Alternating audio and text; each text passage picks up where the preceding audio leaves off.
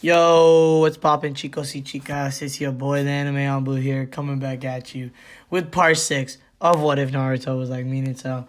And yeah, um, with that, I would appreciate a like, a subscribe, comment would also be nice. Give me some feedback or say hello, something of that nature. And I'm trying to think of anything else that I need to address. Oh, I didn't say this last time. That was a slip of the mind. This again is called Return of the Flash. It is on Wattpad if you want to read it for yourself. Also big news. So on Monday, I hopefully, prayerfully if everything works out, will be able to improve my audio quality tenfold. And with that, I am looking to introduce a new series to run at the same time, just to switch it up a little bit, differentiate the content somewhat. And yeah, and I'm just hoping to see an improvement in terms of audio quality. And, we might see some video quality as well improving. You never know. But yeah, without further ado, let's get right on into it.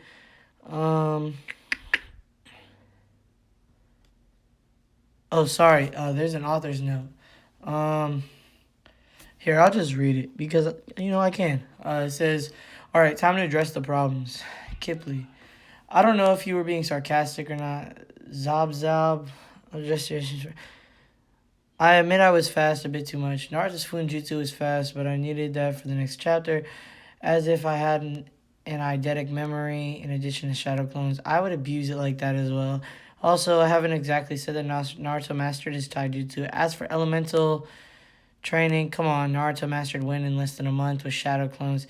Take 100, divide them for each element. In fact, the second step of nature manipulation, this Naruto took 2 months, a lot more than in Shippuden.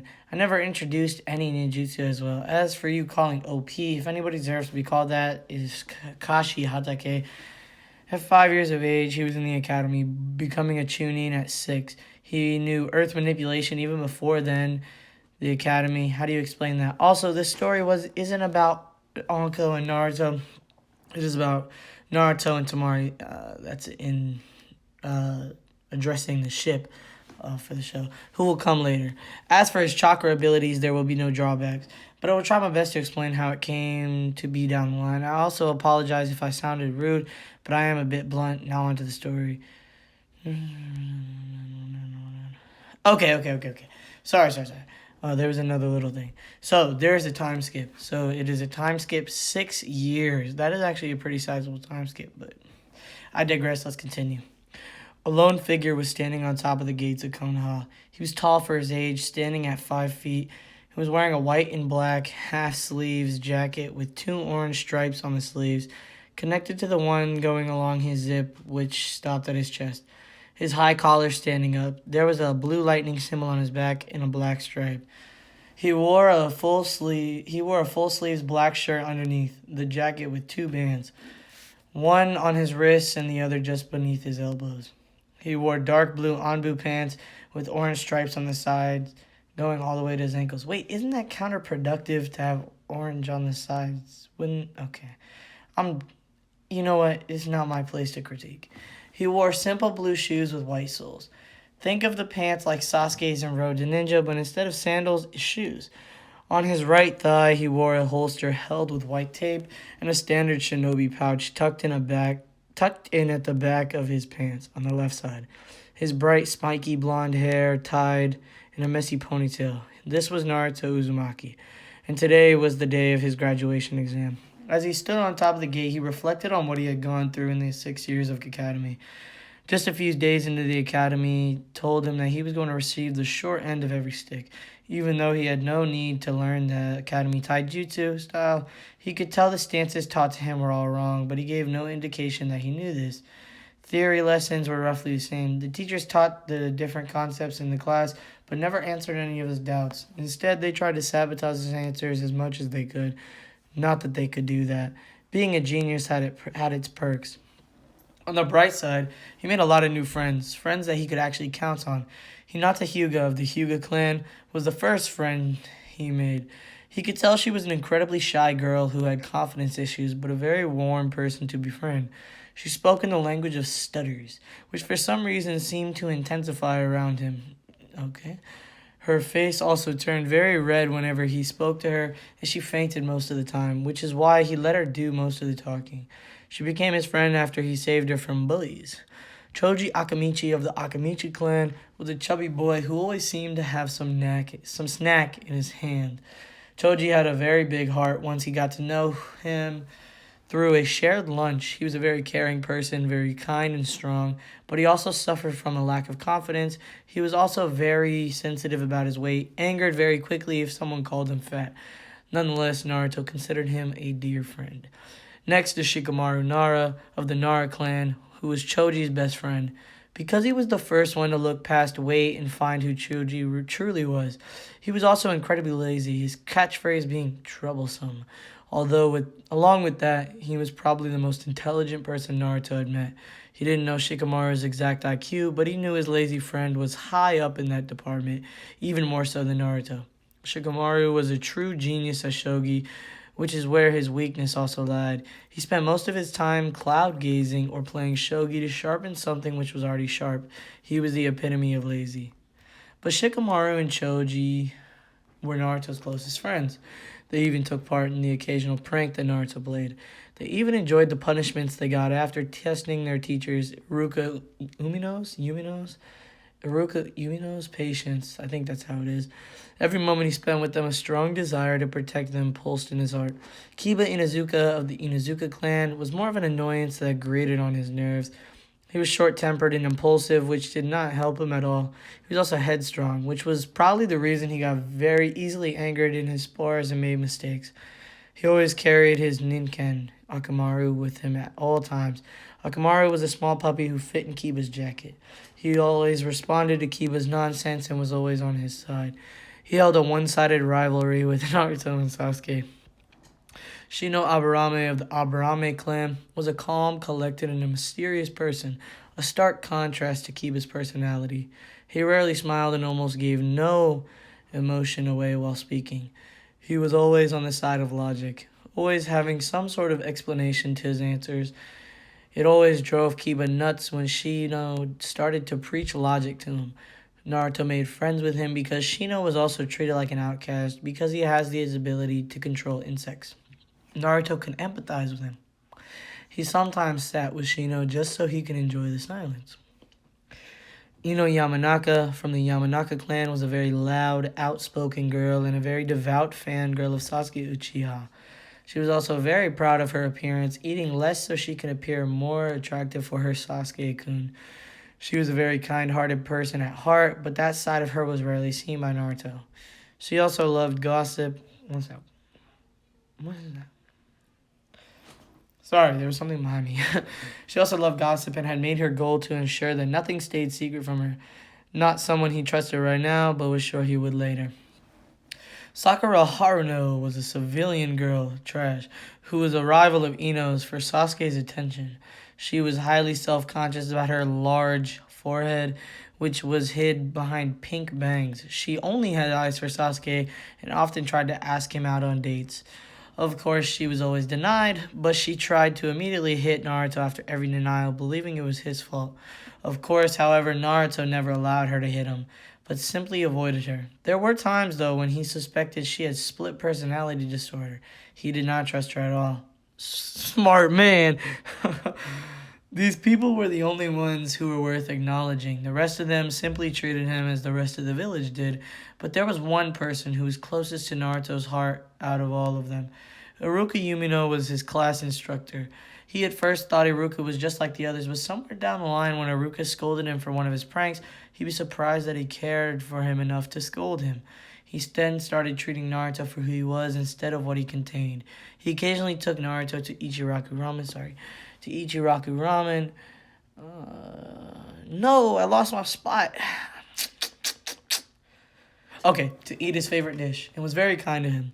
Naruto always felt that Iruka was perhaps the only person who he felt a familial relation with, aside from the Sandaime. Sasuke Uchiha was, in the simplest terms, a Class A douchebag. He always acted like he was the god's greatest gift to mankind. In short, Naruto was stupefied by how arrogant Sasuke was. He always brooded in class, which somehow his fangirls perceived as cool. He had perhaps the strangest personalities that Naruto had ever seen. Yikes. A mixture of superiority and an inferiority complex. Naruto hated how Sasuke was labeled a genius when he really wasn't.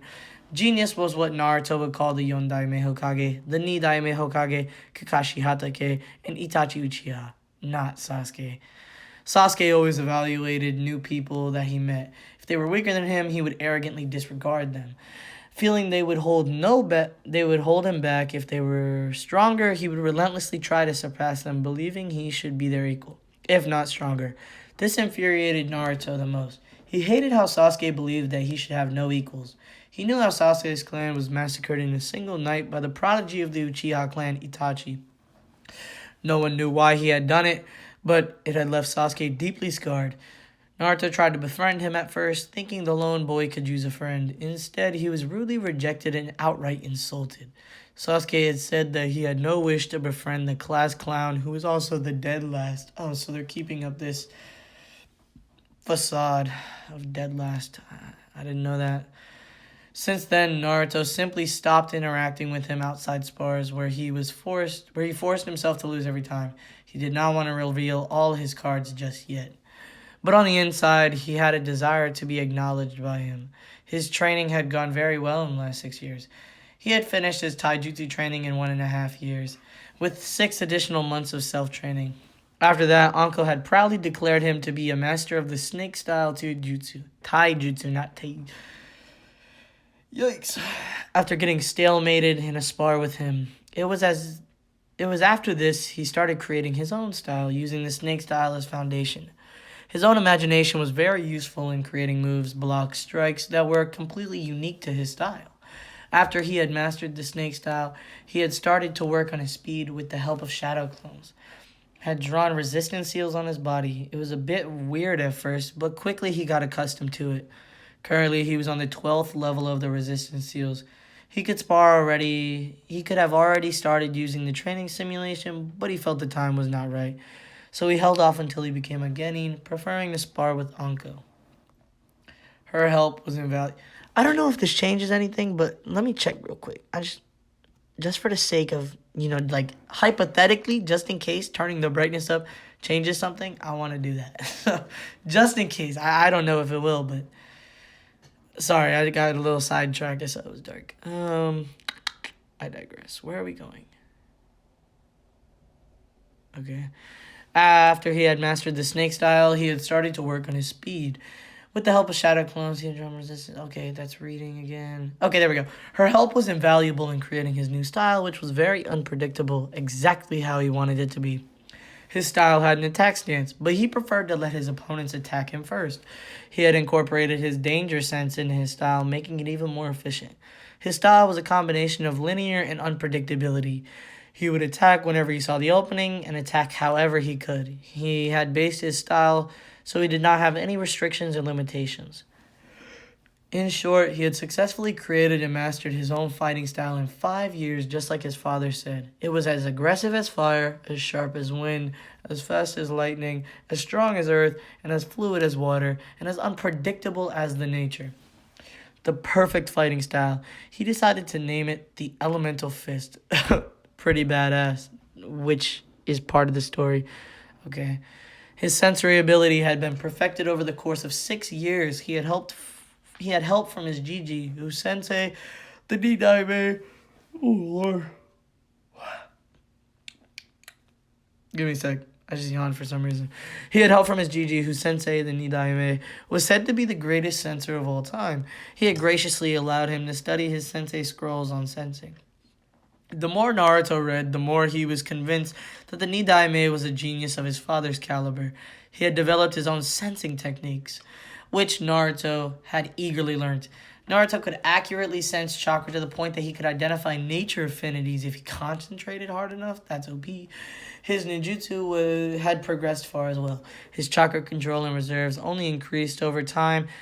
More chakra? Okay. And he had made sure he had enough jutsu in his arsenal of all 4 of his affinities. He had also created a way of copying jutsus from others. Whenever he would watch someone perform a jutsu,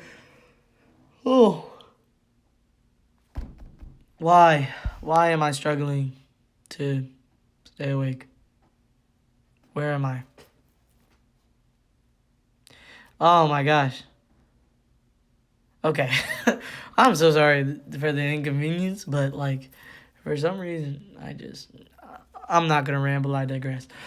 Whenever he would watch someone perform a jutsu, he would immediately hone in on the chakra in that person's body, sensing how it was being molded. His photographic memory combined with his now controlled danger sense ensured he could copy hand seals in a slower perception. This skill had greatly impressed his GG. He was also pretty smug about the fact that he had successfully copied the great fireball jutsu from Sasuke when he had once watched him train.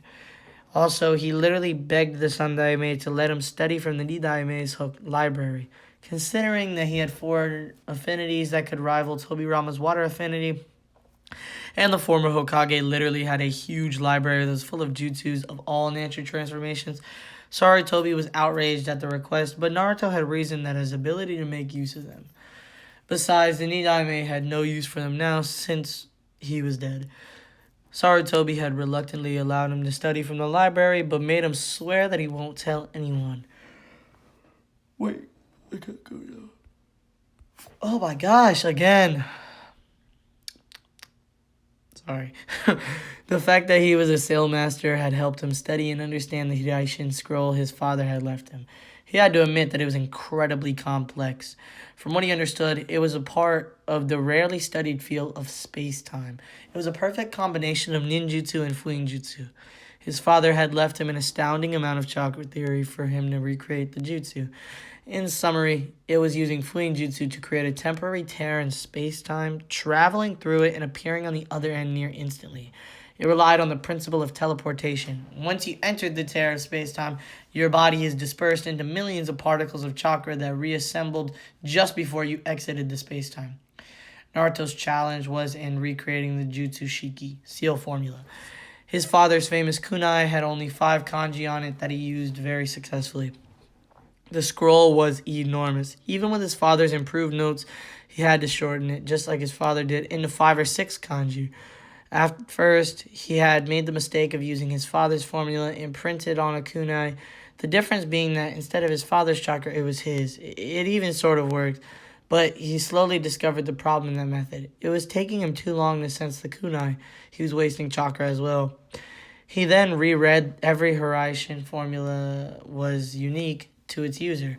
He had to painstakingly start from scratch to build his own formula, which would require time. 2 months of curses and ink marks later, he had proudly created his own Hiraishin formula, with a few interesting modifications of his own. He had modified his formula so that instead of sensing the kunai and forcing yourself into the space-time, which had become easier with his own formula, he maintained a very weak link with whatever he had put his formula in. However, he molded chakra and honed on a particular kunai. The link would instantly teleporting him without having to force himself through. He now required significantly less chakra to use the Hiraishin, and sensing the kunai became easier. His formula was 4 kanji symbols forming the phrase, fall down 7 times, stand up 8. It was his proudest creation yet. There was one last modification he had made, but gave credit of it to Kurama. Kurama had very strategically pointed out that he would not be able to use the Hiraishin in places where there was water. For 4 days straight, he worked on another formula which would allow his kunai to stick on water surfaces. When he had finally tried the Flying Thunder God, he was ecstatic, but he also discovered the jutsu's disadvantages. It took time to get used to it. It took him 37 successful teleport attempts to end up on the other side without nauseating. He still sucked at Genjutsu. No matter how hard he tried, he couldn't perform a single one. But thanks to his sensory abilities, he could easily break out of one. But this hadn't been tested as of yet. Kurama had very patiently told him that due to the abundance of yang chakra in him, he could never perform Genjutsu, which required yin chakra. He had pondered on Speech. It's difficult. English is hard. He had pondered on whether to learn Kenjutsu or not, but something inside him, not Kurama, told him that he was not cut out for it. To compensate for it, He had perfected his fighting with dual kunai held in reverse grip. He also knew that he could coat the kunai with wind chakra to sharpen. Wait, like Asuma? To sharpen it and lengthen its reach, but he had yet to try it out in a fight. Okay. An important thing he discovered in the last 6 years was that he was alone. He knew that before as well, but had no idea how bad it was. Whenever the parents would come pick up their children, they would turn scornful glazes, guys. Come on. English, Seth, please. Oh.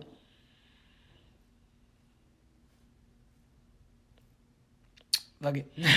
It cut him every time, but he never allowed it to show on his face.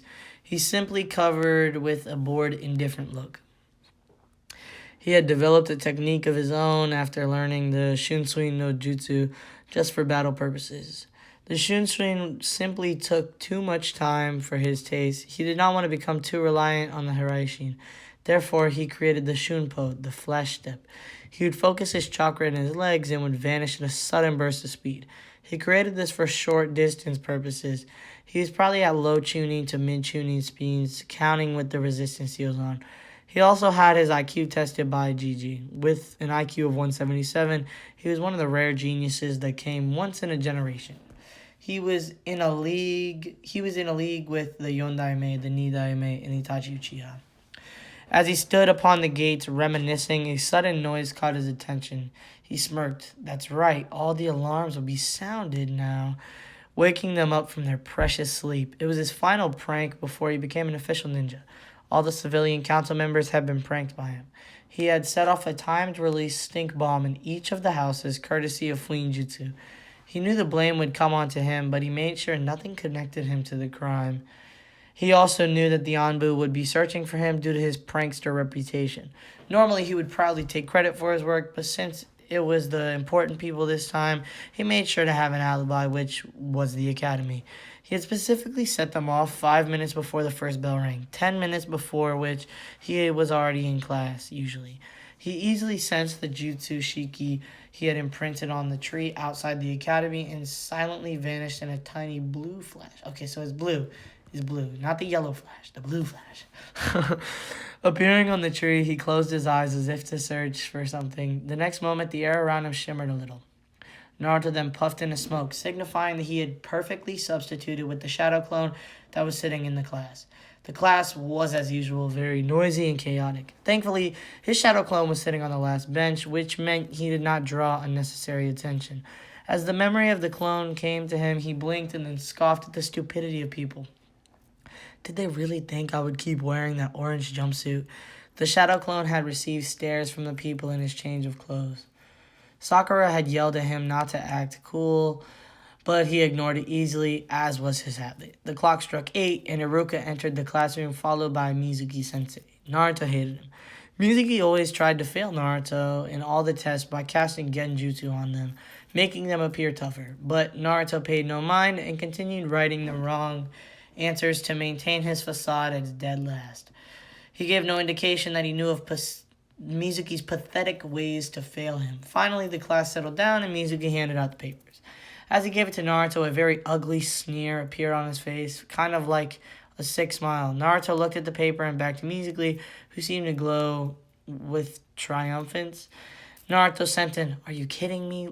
look mixed in a deadpan stare. He then promptly dispelled the genjutsu, making a blank paper appear. "So this is your game," he thought with amusement. Raising his hand, he said in a cool tone that perfectly matched his facial expression and bored indifference, "Mizuki-sensei, I believe that you put this blank paper here on mistake." Mizuki's thunderous expression almost made him smirk, but he reined it in with experience. He came up to Naruto, a smile straining his face. "Thanks for pointing it out, Naruto. Good thing you spotted it, otherwise you would have failed," he said, placing the real test on his desk. Turning back, a furious expression came across his face. How did the demon spot the genjutsu? He never could do it before. Usually when tests were conducted, Naruto would purposely answer so he barely passed or failed, but today he let his intelligence shine through. He could hold back a little less today. He finished the paper with 20 minutes to spare, but kept the appearance of writing as to avoid suspicion. He could see that Sakura and Sasuke had finished roughly at the same time. It was not surprising since Sakura was considered the class bookworm and Sasuke was quite intelligent. Everyone else finished at roughly the same time. After collecting their papers, Iruka-sensei called out, "All right, everyone, next section will be weapons. Proceed to the practice field." Naruto waited in the crowd for his turn. Since it was alphabetical order, he was pretty much in the last. He watched Sasuke's turn came and observed as Sasuke hit all 10 bullseye for kunai and shuriken, save for one. 9 out of 10 was the highest score yet. Finally, it was his turn. He went into the crowd. He went in front of the crowd and the box, and to the box where the shuriken were kept. He took out 5 of them, holding 3 in his left hand and 2 in his right. He threw them all simultaneously, watching as they all hit the bullseye with boredom, as if he did this every day. He proceeded to do the same with kunai. The whole class was shocked and gaping at what they saw. Naruto Uzumaki, the class clown and dead last, had beaten Sasuke Uchiha's score very easily. The said Uchiha was frowning heavily, not liking that the dead last of the class had beaten his score. That too looking as if he was barely concentrating. Iruka was shocked as well. Naruto had never displayed such skills before. Good job, Naruto. You have the highest score in the class, he complimented before moving on to the next student. Not noticing that Mizuki was barely keeping himself from strangling the blonde, the said blonde turned in his direction and gave a smirk, infuriating him even more. After the weapons part of the exam was over, Iruka called out, "Everyone gather around for the taijutsu portion of this exam." Naruto frowned minutely at this. Every time they practiced taijutsu, he was always up against Sasuke. No doubt because Mizuki wanted to see him lose. This time would be no different. He was right. "Sasuke Uchiha and Naruto Uzumaki, please enter the ring," Mizuki announced almost gleefully. He was prepared to see Naruto beaten down as if he was lucky he could fail him. "Beat Baka Naruto, Sasuke-kun." "What?" Sasuke-kun, Sakura screeched, causing many people to cover their ears. Inu supporting her by shouting as well, "Show him you're the best, Sasuke." Naruto could have sworn that he saw blood coming from Akamaru's ears. Poor Akamaru. Almost no one cheered for him, but his sensitive ears caught a soft-spoken voice. Good luck, Naruto." He smiled and thanked to Hinata, who fainted at his smile. He then turned his attention towards Sasuke, the same bored look from before back on his face. Sasuke stepped in with a serious frown, still feeling upset that the dope of all people beat him. Naruto still had the infuriating look of boredom and indifference on his face, as if he barely considered Sasuke a challenge. Sasuke almost snarled, "That dope is mocking me." "Hajime," Mizuki called out and jumped out of the ring. Sasuke slid into his clan's fighting style, the Interceptor Fist. Since it mainly relied on the Sharingan, he could not use it to his full potential. "But I don't need the Sharingan to beat dope of all people." Dope of all people? Dope or dope, bro? This mistake has been made, I think, like 4 times now. "What?" he thought smugly, but wasn't prepared for what came to him. Naruto was contemplating whether he should end this quickly or prolong it, just to see how angry he could get Sasuke. "Nah, I'll end this quickly," he thought. He would use every advantage he could get. It was his fighting style, after all. He stood in a semi-ready stance, watching as Sasuke did not bother to enter his until the signal to begin was given. "Got him," he thought with a mental smirk. As soon as the signal was given, Naruto didn't waste any time to get into a stance. Sasuke had provided an opening, and he would fully use it.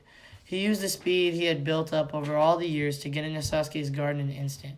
One moment, Naruto was standing opposite to him. Another moment, he was kneeing Sasuke's chin. Very painfully.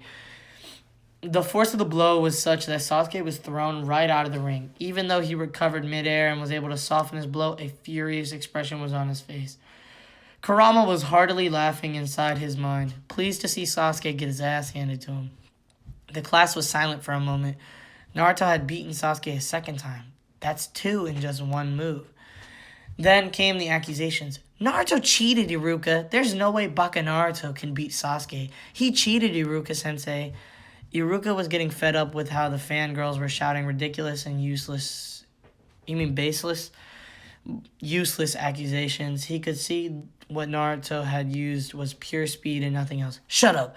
Naruto had not cheated. If anyone knows better to speak up." Naruto was watching the drama unfold with his hands crossed across his chest. Amusement damn. Oh, that's my bad. So, my thing stopped recording for a moment there. So I had to stop it and started again. And now I gotta give you this little apology or whatever for it. But, yeah, that's basically what happened. I believe I know where we left off, so I'm just gonna continue from there when I find it again. It was something like danced, amusement danced. Sorry, give me a moment. Oh, there we go. Amusement dancing in his eyes. He almost laughed when Sakura, the ever-devout fangirl, screeched, "Iruka-sensei, there's no way Baka Naruto could beat Sasuke. Therefore, he must have cheated." That's a very logical reason, isn't Naruto thought with sarcasm. Iruka turned a stern glare on her. "And just how did Naruto cheat? Care to explain, Sakura?" Sakura opened her mouth but closed it since nothing came to mind. An embarrassed blush spread across her face as she fell back into the crowd. Iruka nodded and called out, "Everyone head inside for the ninjutsu portion." Mizuki was looking like someone shitting his breakfast and made him eat it. "Don't go get so smug, demon. I will fail you somehow," he thought angrily. They headed into their class and everyone sat down, keeping their distance from Naruto, who had gone to the back of the class and had pulled out a book to read. "All right, you will all sit here until your name's called out. When we do, come into the next room for your exam," Iruka said before calling the first student. Sasuke had long since gone back to brooding again, though this time he had a faint aura of anger around him. How is that dope so good? I never saw any signs of skill in him, and every time he was the last in the class. So why was he able to beat me that easily? It doesn't make any sense, he thought ferociously. Soon enough, it was Sasuke's turn. He went out the door and returned 5 minutes later. A hitai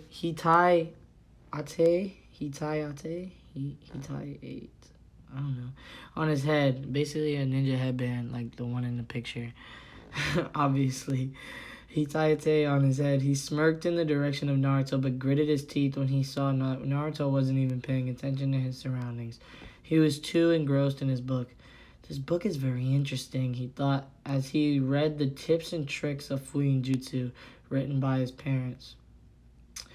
So engrossed he was that he almost missed his name being called out. He snapped his book shut and put it in his pocket.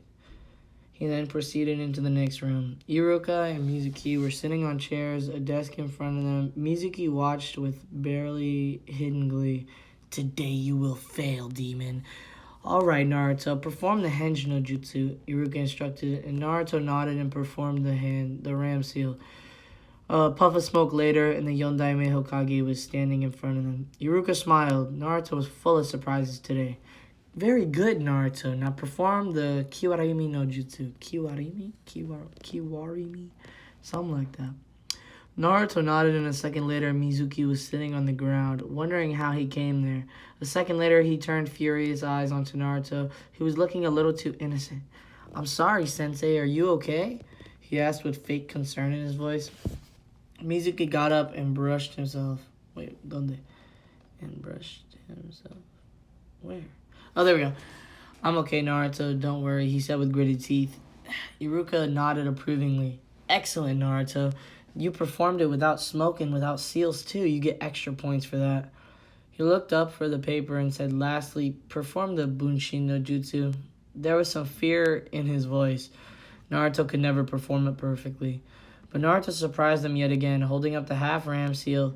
There was a puff of smoke, and 3 Narutos were standing in front of them. Of course, they were actually Kage Bunshin, but they didn't need to know that. He was actually proud that he only needed a half-ram to execute the Kage Bunshin instead of the full seal. Mizuki watched helplessly as Iruka declared Naruto passed and told him to pick between black and blue.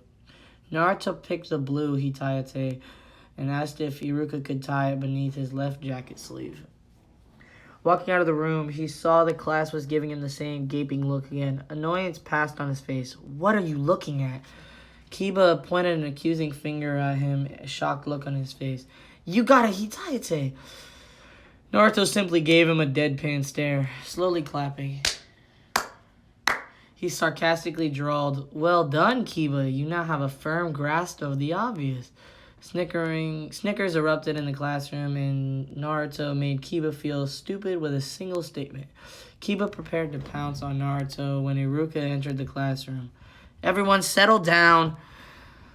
There we go. After everyone was seated, he said, Those people who have passed will come tomorrow in the morning for team assignments. You can leave now. Naruto leisurely walked out of the academy in no hurry. He had nothing else to do, so he sat down on the swing on the academy's tree. He sat there for a long time, thinking of what he will eat today. He sensed someone coming and hid a scowl. What does Mizuki want now? Mizuki came up to Naruto. Congratulations on passing, Naruto. He almost threw up in his mouth saying that. Naruto curtly replied, thanks. He said no more than that. He didn't need to. Mizuki approached him, so he will be the one to talk. I was impressed on how you performed, Naruto, but you still don't have enough points to claim Rookie of the Year. I'll offer you a special test if you're interested in that title, he said. Naruto just looked at the man. What a fucking idiot. Kurama helpfully supplied, but Naruto wanted to see where this was going. Really, Mizuki-sensei? Mizuki smiled at how easily he had fooled the demon. Air quotes. Yeah, you just need to take a scroll from the Hokage vault in the Hokage's office and bring it to me beside the old shed in the forest at midnight. You know that, right? Bring it to me and consider yourself Rookie of the Year, he said as he walked away. He really has a very low opinion of you, doesn't he? Kurama commented. Naruto mentally agreed. He just asked me to steal the forbidden scroll. What a moron, he thought as he flashed to the Hiraishin Shiki in his apartment. He had a seal made. He had a seal to make, not a seal made. The sky was dark with clouds, shrouding the village in shadows. It was perfect for him to sneak around. In a series of flash steps, he was at the Hokage Tower in minutes. Dodging the Anbu on patrol, he easily masked his chakra signature and sneaked into the office. Snuck, you mean? Okay. He soon found the Hokage vault and took out a piece of paper, a complex seal drawn on it. He slapped it onto the vault door and watched as it glowed for a moment. He knew opening the door would be no problem, but the alarms that would sound after would be. They had vaults? They did not have vaults. There's no way.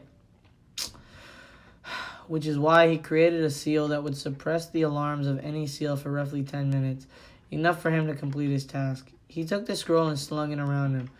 He exited the way he came from, but paused for a moment. What's up, GG? Hiruzen replied as if he totally hadn't caught Naruto stealing. The night strolls are often very peaceful for me. I trust that the scroll would be returned? That was more of an order. Naruto simply nodded, making his way to the exit when Hiruzen stopped him. You know it would look suspicious if it looked like I had just let you through.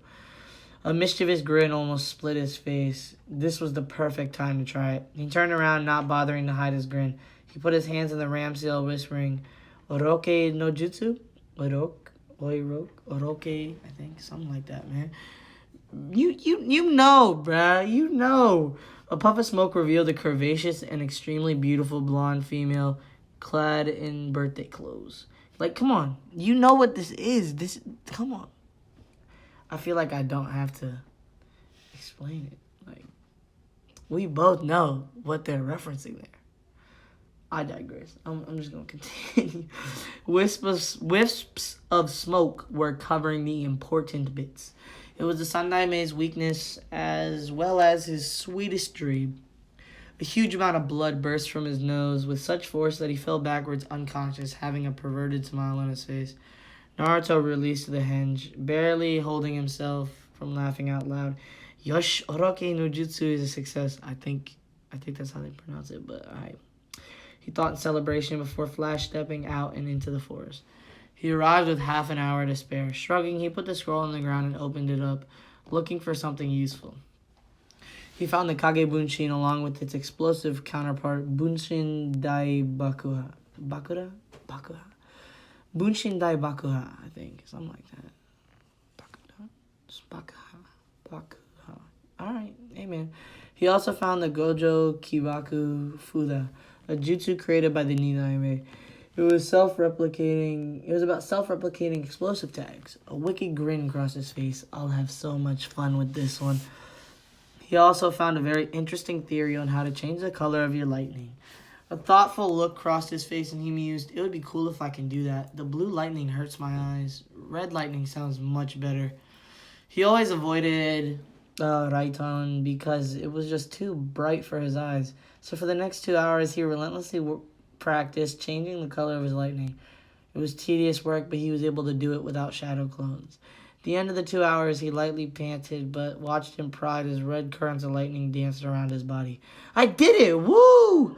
The theory was easy to understand, but not so much when implementing, he thought with relief. The red lightning was significantly better on the eyes and was less chakra-consuming, though he did not know why. I don't know if you can hear that, but my dog is barking downstairs, so I'm hoping somebody fix that. Yeah.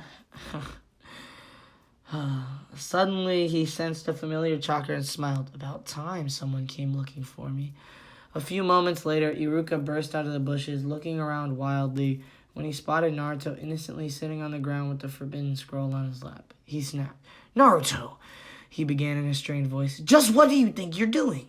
He ended in a shout. I'm not shouting. I'm not yelling. I'm not going to yell. But you get it. Naruto, to his credit, wasn't rattled a bit. He just smiled widely and decided to out the traitor. Well, Mizuki-sensei told me to bring the scroll for him here, so I was just waiting for him, Iruka-sensei. A cold feeling washed over him at that. Jesus. Mizuki told you that, but explanations later, Iruka-sensei. For now, be on your guard. Oh, I was reading that in a little... Alright, bruh. Naruto calmly said as he stood up and slung the scroll over him, hands crossed over his chest as if waiting for something. Iruka was about to grill him further when his instinct screamed at him to dodge. He leapt aside to dodge the hail of shurikens, but one struck his sleeve onto the shed, and another got buried in his thigh. Naruto lazily caught the kunai that was heading towards... Oh my gosh, my dogs are going crazy right now. I don't know if you can hear that. But they are freaking out right now. Both of them are. But I'm just gonna continue. Alright, my bad. I don't know if you can hear the background noise, but I'm just gonna continue. Iruka was about to grill him further when his instinct screamed at him to dodge. A second later, Mizuki appeared before them, smiling smugly. Well done, Naruto. Hand over that scroll to me, he said. Naruto was about to speak when Iruka shouted... Where is it? As he struggled to free himself, Mizuki smiled. Oh, no, wait. Whoa. Naruto was about to speak when Iruka shouted, Mizuki, why are you doing this? Mizuki growled, for power, you idiot. I want power and nothing else. Naruto, hand it over right now. Don't do it, Naruto, Iruka shouted desperately as he struggled to free himself. Mizuki smiled sickly. Do you know why everyone hates you, Naruto? Naruto raised an eyebrow, curious to hear what the traitor had to say. Oh, do tell. Don't do it, Mizuki, Iruka shouted. This could not happen. It would absolutely break Naruto's spirits. It's because you're the Kyuubi. 12 years ago when the Yondaime defeated the Kyuubi, he didn't kill it. He sealed it into a baby, which happens to be you. You hold the killer who took thousands of lives that day, including Iruka's parents. He finished in a crazed tone. I'm not talking in a crazed tone. Hiraishin, who was watching his ball, had gone pale. This isn't good. That idiot Mizuki had told Naruto the secret. But then he noticed Naruto hadn't reacted to that at all. His face became paler, nearly to the point of white. Could it be that he already knows? He refocused himself and watched. Naruto simply gave Mizuki his patented, are you done displaying your stupidity? His patented look. Are you done displaying your stupidity? Mizuki was as confused as Iruka. You are obviously unworthy of your rank since you can't tell the difference between a sealing scroll and the kunai which is sealed into it. As for the Kyuubi I have already known for 6 years, he calmly revealed. Iruka had gone pale at that. Naruto had known since he started the academy. Mizuki was growling at the insult aimed at him. How dare the demon insult me? And you tried to hurt Iruka-sensei. His tone turned menacing. So I really can't let you go scot-free. Naruto was contemplating whether to knock Mizuki out with a simple right tone jutsu or give him third-degree burn with a katon jutsu. Logic. Fuck logic. He just tried to hurt Iruka. Let's go for brute force. With that, he formed a half-ram seal, and instantly the whole clearing around them was filled with smoke. Finally, we're close to the end. Oh my gosh. This episode, you don't understand. This episode was so frustrating to record. I'll talk about it at the end, but oh my gosh. Where is it? Where am I? Okay, with that, he formed a half-ram seal, and instantly the whole clearing around them was filled with smoke. As soon as the smoke cleared up, Mizuki became paler than he already was. Hundreds of Naruto surrounded him. Every inch of the clearing was covered by a Naruto, each of them looking at him with those menacing blue eyes. He had a sudden realization, same as Iruka. The clones he created in the exam were shadow clones.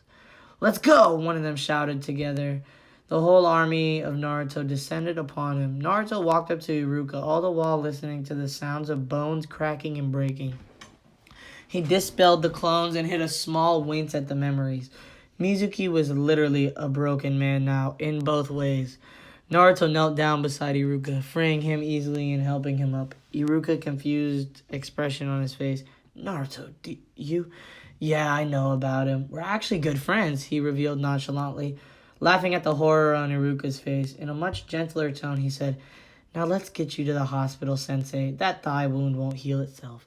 In a flash step, they disappeared. The search was called off when Naruto and Iruka returned to the Hokage with the scroll.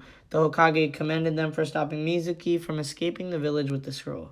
He also gave Naruto a B-rank mission pay as well as a B-rank mission on his record. He wanted to ask him about him knowing the Kyuubi, but decided that now wasn't the best time, so he let him go. Thanking his GG, he exited the tower and instantly flashed to the Hiraishin formula in his apartment. He took off his clothes and fell onto the bed in his boxers. That's descriptive. Pulling the covers on him, he smiled and closed his eyes. His shinobi life was off to a great start. Tomorrow will be interesting. Oh, so that's the end of part 6. And I got to edit the clips together because I had to cut the first part because there was an interruption. So then I had to record this separately from the first one. And you guys aren't going to see that because I'm going to edit it together. But oh my gosh, this was obnoxious. There were so many interruptions and distractions. I'm glad this chapter's over. This was a long chapter too. Like, this really was. But, later this afternoon, I'll be dropping part 7 to this because I'm going to record another part. And hopefully that goes one take. That'd be better. Also, tomorrow is Monday. And Monday, I will, hopefully, if I receive this thing, because, okay, so most of you don't know, but I just got none of you know. I just got a new piece that's going to help me to connect my microphone to my phone, hopefully. So if that works, and even if it doesn't, tomorrow evening, I'll be dropping part 1 to a new series. No sneak peeks, but, there is a new series on the way, so just get excited for that. And I'll also be dropping part 8 of this series tomorrow earlier. So part 8 will have the same audio where I'm just talking like this normally. And then part 1 of the new series will have the microphone, hopefully, if it works. With that, I'd appreciate a like, subscribe, leave a comment. And yeah, with that, your boy is out. Peace.